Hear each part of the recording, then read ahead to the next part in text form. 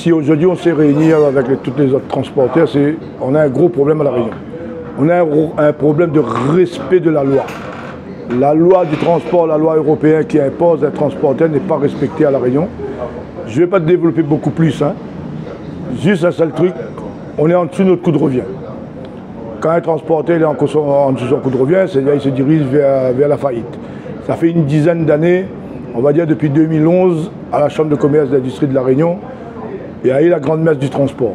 Beaucoup de monde était réuni, on a signé un protocole qui était conduit par le CNR, c'est des calculs qui ont été faits par un organisme de l'État, qui est le CNR, sauf que jamais personne n'a enregistré ça. Nous, aujourd'hui, on ne demande pas grand-chose, on demande juste de faire respecter la loi. L'énergie est tellement montée, a tellement augmenté au niveau mondial, ça n'a pas échappé à La Réunion, donc il faut refaire la messe du transport. Dans ce cas-là, on demande les services de l'État de nous assister, vraiment de nous aider. Nous aider comment? De nous mettre 3 agents de l'État. C'est pas beaucoup, 3 agents. Quelqu'un de l'ADEX qui viendra travailler sur la concurrence déloyale, puis anormalement, le client qui ne paye pas, 30 jours, fin de mois. Il y a encore une grande liste hier, on ne va pas éterniser parce qu'on va prendre trop de temps. 2 autres agents, les agents de l'ADEAL. Un agent lié au transport qui nous donnera l'occasion de travailler pour faire avancer notre dossier. Deuxièmement, un agent de l'environnement. Je ne vais pas te dévoiler pourquoi un agent de l'environnement.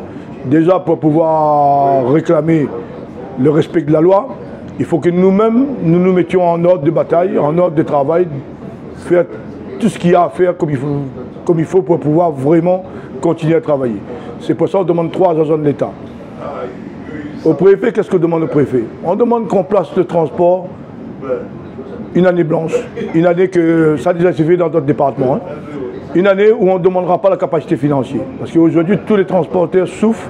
La capacité financière dans leur bilan comptable n'est pas là. Donc, ils n'ont presque plus le droit d'exister.